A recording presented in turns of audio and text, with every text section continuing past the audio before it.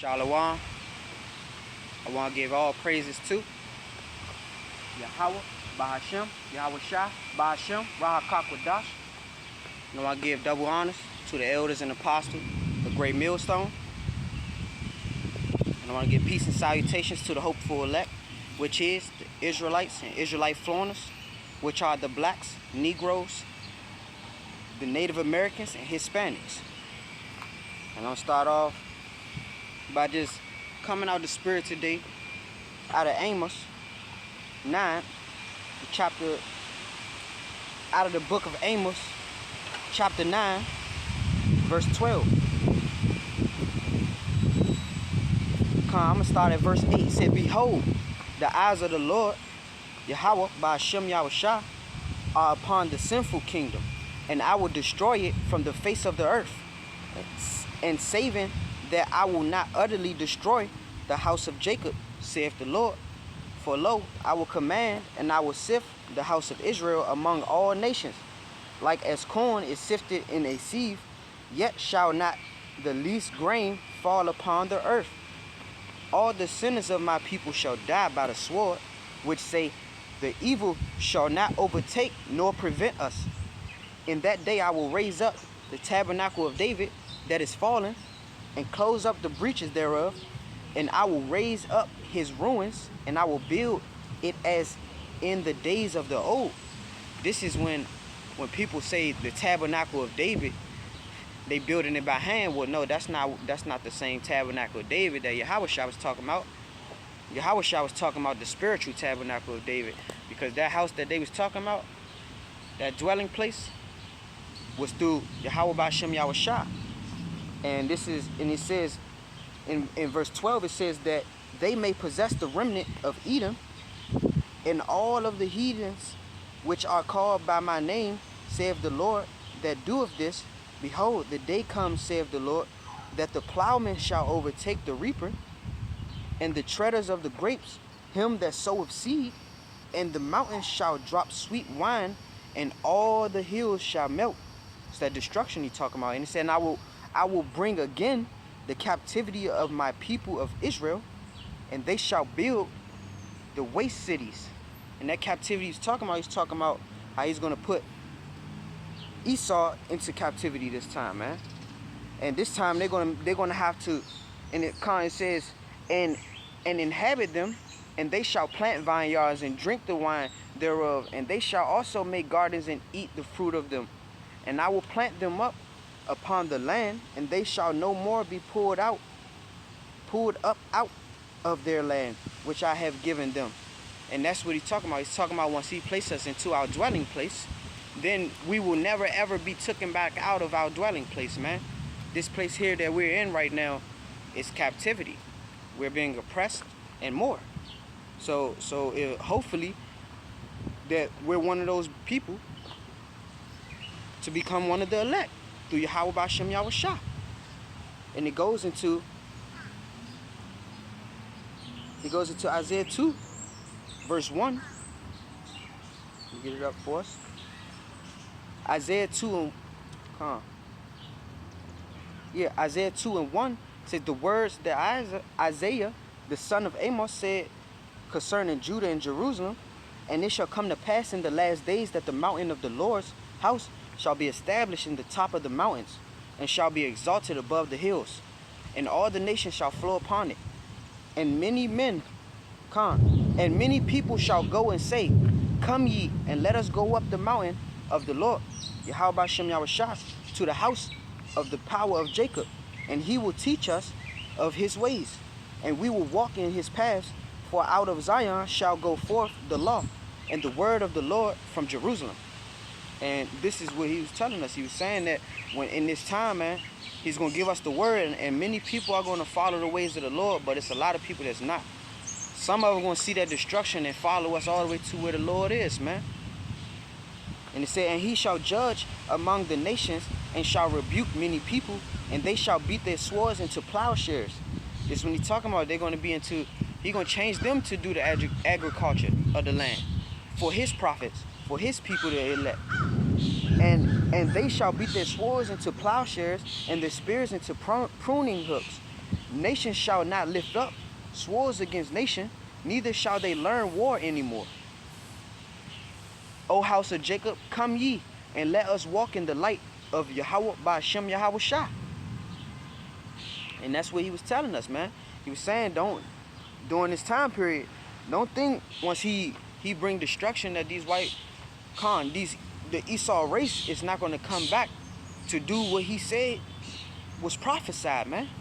That prophecy was that he said that he was going to bring them back in the dwelling place of his elect, of his remnant, and they're going to do the plowsharing. They're going to be the slaves of that time. They're going to pay back for what they have done. They're definitely going to. He's not going to play about that. Let's go back to Amos, because this is what he was saying. He said, and though they go into captivity before their enemies, thence will I command the sword, and it shall slay them. And I will set my eyes upon them for evil, and not for good.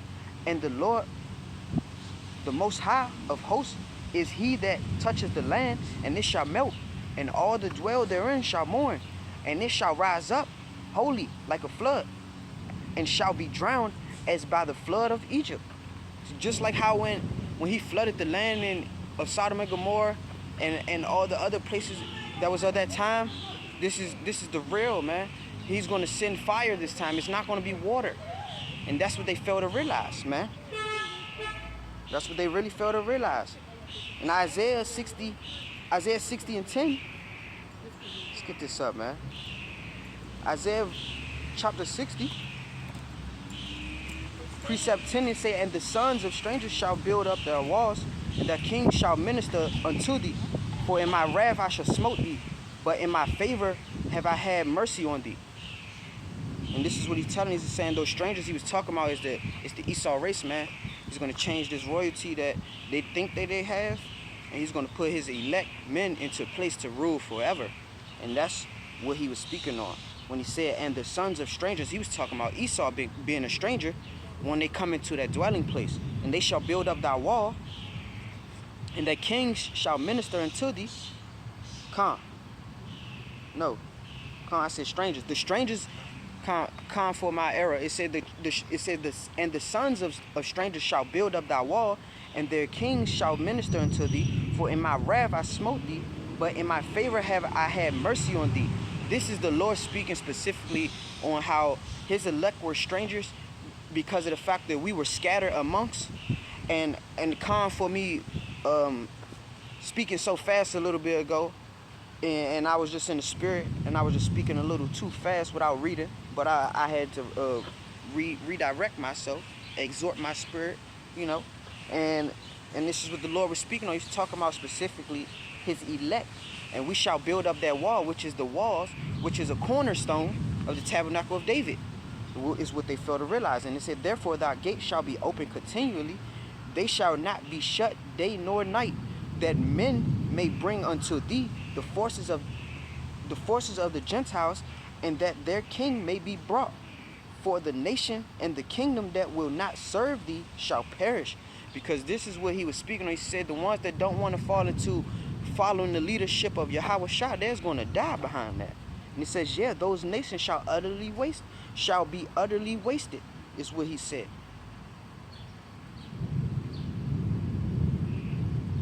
And I'm going to go to the book of Isaiah 14, verse 1. And it says, for the Lord, this is the book of Isaiah 14 and 1. It says, for the Lord will have mercy on Jacob, and will yet choose Israel, and set them in their own land, and the strangers shall be joined with them, and they shall cleave to the house of Jacob. And the people shall take them, and bring them to their place, and the house of Israel shall possess them in their land of the Lord for servants and handmaids, and they shall take them captives, whose captives they were, and they shall rule over the oppressors. And it shall come to pass, before I even go into it, that was speaking on how right now they have us oppressed. But when the Lord put us into rulership, it's going to be a whole nother thing, because he's specifically telling us those strangers now will be the the ones that thought they was gonna flock and say, oh Lord, I'm so scared, I'm so scared. Okay, cool. You scared? You're gonna be a slave now.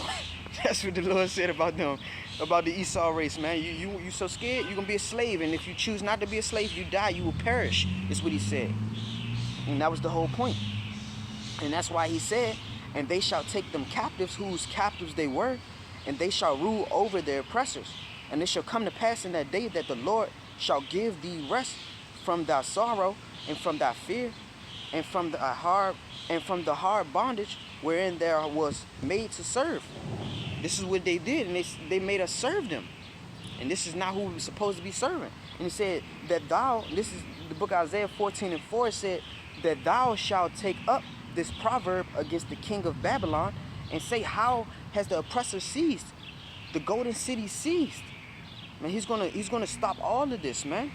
He's gonna stop all of this, man. This when I say destruction is coming, and this is just my spirit coming to you guys through the spirit of the Most High, man. The spirit of Yahawah, bahasham, YAHAWASHI. I always say the water.